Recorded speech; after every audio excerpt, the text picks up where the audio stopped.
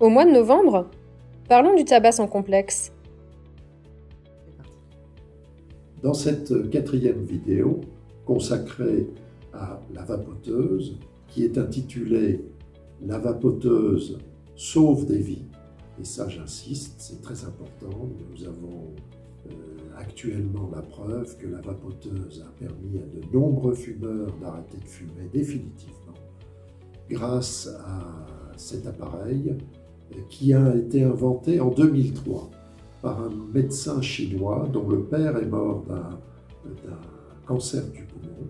Lui-même, médecin, fumait 40 cigarettes par jour et il a repris des travaux qui avaient été faits par un Strasbourgeois en 1987 qui avait fait une petite cigarette électronique avec une résistance électrique qui vaporisait un liquide qui contenait de la nicotine, mais qui n'avait pas déposé de brevet, et puis il a disparu de la circulation. On a retrouvé dans des archives les schémas de cet appareil.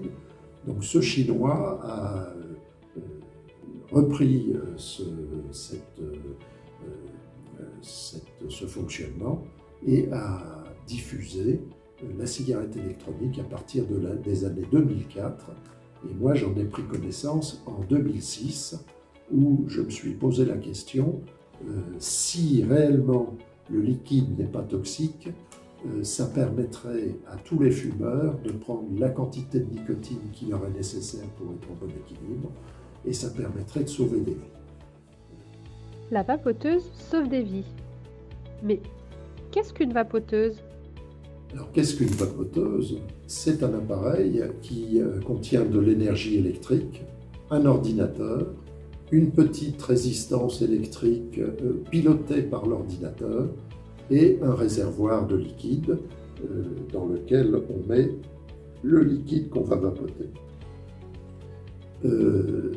Pour que ça soit efficace, il faut que le liquide, déjà, il ne faut pas que le liquide soit nocif. Donc il faut que ça soit fabriqué dans des règles de chimie et de contrôle importants. Il ne faut pas qu'il y ait de microbes dedans, il ne faut pas qu'il y ait de substances toxiques dans le liquide. Actuellement, dans ce liquide, il y a 3 produits chimiques.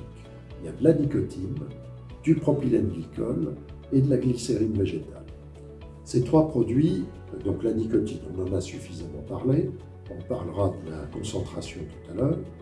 Le propylène glycol, c'est un solvant d'origine, je crois, pétrolière, mais qui, quand il est pur, n'est pas toxique. Il est connu depuis plus d'1 siècle. C'est celui qui est utilisé dans les spectacles pour fabriquer le brouillard d'animation, et donc qui inonde toute la population qui assiste au spectacle sans aucun danger.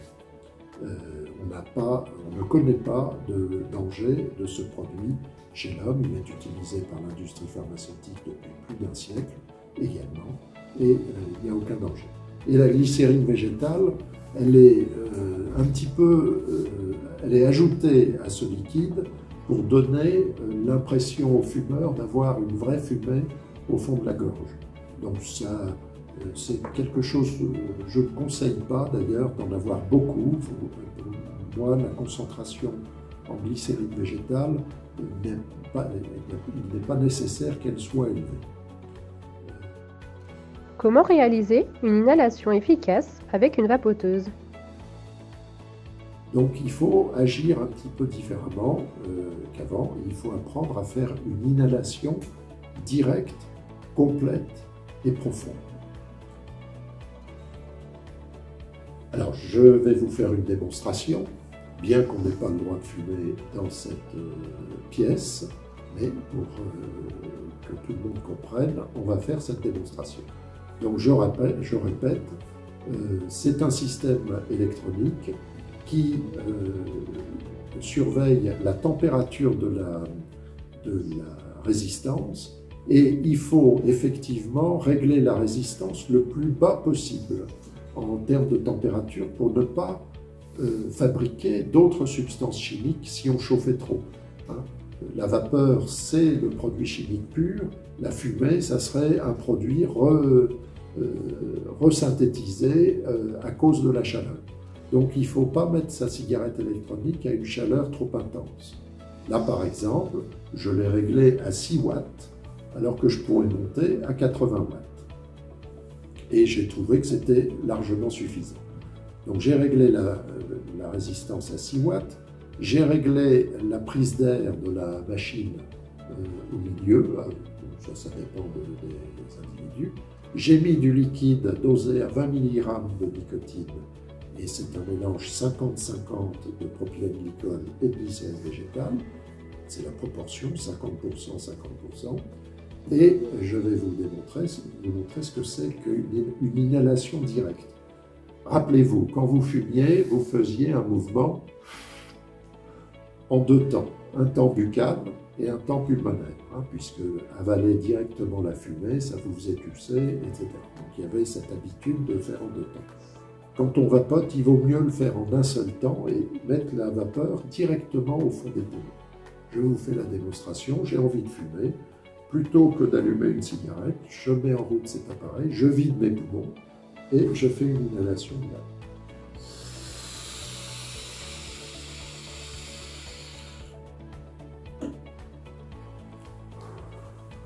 Un temps de repos et je relâche la vapeur qui sort des poumons et la dose de nicotine arrive au bout de 7 secondes dans mon cerveau, me coupe toute envie de recommencer, toute envie de fumer et ça me permet de garder mon équilibre puisque j'ai eu mon pic de nicotine et au cours de la journée, je vais entretenir cette concentration à un certain niveau qui est mon niveau d'équilibre.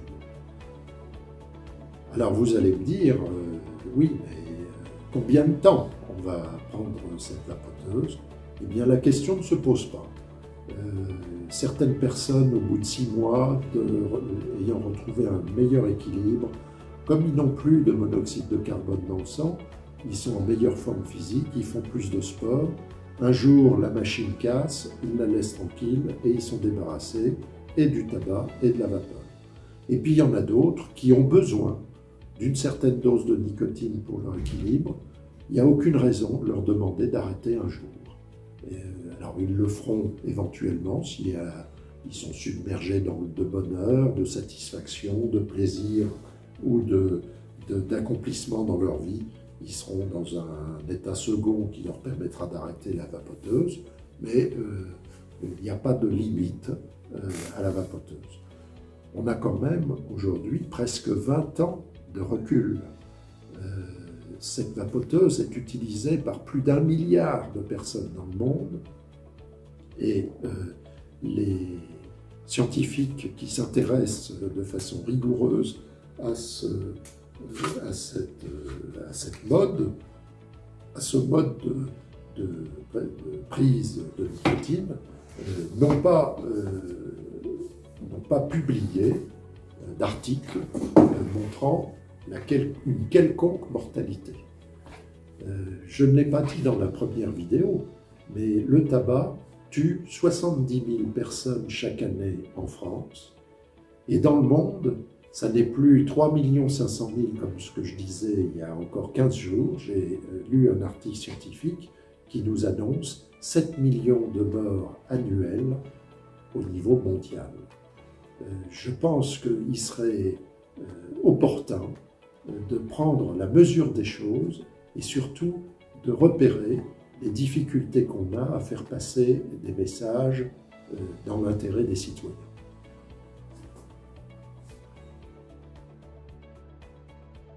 Alors en conclusion, j'ai présenté en premier la vapoteuse parce que je pense que c'était important de dire, d'informer de façon le plus scientifique possible les fumeurs sur l'intérêt qu'elle a dans l'arrêt du tabac. La deuxième méthode pour arrêter de fumer, c'est les patchs. Et c'est donc l'objet de la vidéo numéro 5.